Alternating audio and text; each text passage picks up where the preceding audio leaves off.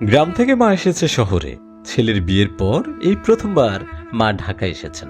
ঘরে ঢুকেই মা মেঝেতে বসে পড়লেন এবং মাথায় হাত দিয়ে বললেন, কিরে বাপ, এই শহরে কেমনে থাকোস? সারাটা রাস্তায় গাড়ি, সেই কোন বেলায় গাড়িতে উঠছি আর নামলাম এখন। ছেলে রাজীব বসেছিল ডাইনিং টেবিলে। ছেলের বউ ঘরে বসে আড়ালেই বিরক্ত হচ্ছিল। তবু উঠে এসে বলল, মা কি করছেন, এখানেই বসে পড়লেন কেন? রাজীবও এগিয়ে এসে বলল, মা চেয়ারে বসো। এটা কি গ্রামের উঠোন নাকি? মা রাজীবের সাথে কিছুক্ষণ সোফায় বসে বলল, আমাদের দেশে গ্রামই ভালো বাপ, তোর দেখার লাইগা আইলাম, নাইলে কি আর এই শহরে আইতাম। সোফায় বসে মায়ের চোখ কপালে উঠে গেল।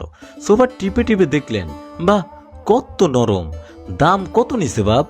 রাজীব হেসে বলল, তেমন না, 2 লাখ টাকা। বাপ, তোর ঘরে আজ 2 লাখ টাকা সোফা, আর তোর বাপের 200 টাকার বাঁশের মুড়ো কিনতে কষ্ট হয়ে যাইতো অভাবের সংসারে।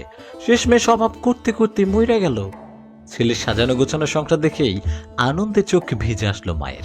কিন্তু এই আনন্দ বেশি দিন থাকলো না। গ্রামে বেড়ে ওঠা রাজীবের কাছে মা যে কোনো পরিস্থিতিতে স্বাভাবিক হলেও রাজীবের স্ত্রীর কাছে রাজীবের মা ঠিক অর্থে মা হয়ে উঠতে পারেননি। এমনি অবস্থা ছেলের বৌমার কাছে রাজীবের মা গল্প করতে গেলে যে কোনো উপায়ে এড়িয়ে যায় রাজীবের স্ত্রী। এমনকি এক টেবিলে খেতে বসতেও চায় না। একদিন রাতে খাবারের জন্য রাজীব তার স্ত্রীকে খেতে ডাকছিল। মাও তার ছেলের বউকে ডাকছিল, খাবে না তুমি? ওনার সামনে খাওয়া যায়? খেতে বসে এত কথা বলে কেউ? তুমি তোমার মায়ের সাথে খেয়ে নাও, আমি পরে খাবো। এরপর রাজীবের মা বুঝতে পারলেন ছেলের বউয়ের কাছে তিনি বিরক্তিকর। ছেলের সাজানো গোছানো সংসারে 4 দেয়াল উঠতেই জেলখানা মনে হতো লাগলো মায়ের কাছে। তবুও মনে মনে ভাবলেন, শহরের মেয়ে, শহরে জন্ম, তাই হয়তো এমন। একদিন রাজীবের স্ত্রীর বন্ধু বেড়াতে আসলো। আড্ডায় মেতে উঠেছেন রাজীবের স্ত্রী ও তার বন্ধু। হাসাহাসি আর চিল্লাচিল্লিতে হুলস্থুল কাণ্ড। এমন সময় মাগরিবের আজান দিয়েছে দেখে নামাজের জন্য প্রস্তুত হচ্ছে রাজীবের মা। উজু করে ঘরে যাওয়ার পথে রাজীবের মা তার স্ত্রীকে বললেন, মা একটু নামাজে বসবো, একটু আস্তে কথা কইও, বেশিক্ষণ লাগবো না। কথাটা শুনে যেন বিরক্ত হলো বৌমা। রাজীবের মা চলে যাওয়ার পরে বন্ধু জিজ্ঞাসা করলো, কে এই মহিলা? রাজীবের স্ত্রী কথাটা ঘুরিয়ে নিতে চাইলে বারবার জেরার এক পর্যায়ে বলল, রাজীব তো গোবরে পদ্মফুল হয়ে উঠে এসেছে। এই পর্যায়ে রাজীবের মা হন উনি? জায়নামাজে বসে স্পষ্ট সব শুনতে পেলেন মা। মোনাজাতে কান্না করে দোয়া করলেন ছেলে আর ছেলের বউয়ের জন্য। আল্লাহ, আমার পোলাটারে ভালো রাখো, তুমি আমার বৌমারে ভালো রাখো।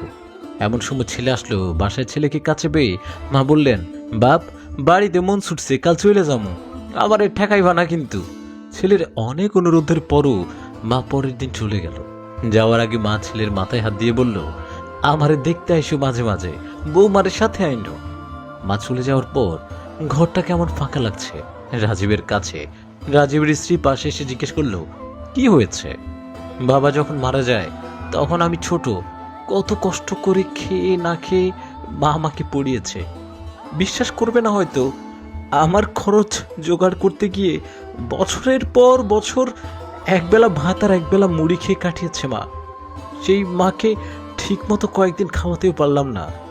বলতে পারো মা কেন চলে গেল? আমার বাড়িটা কি ভালো লাগেনি তার? রাজীবের প্রশ্নের জবাবে স্ত্রী কেবল মাথা নিচু করে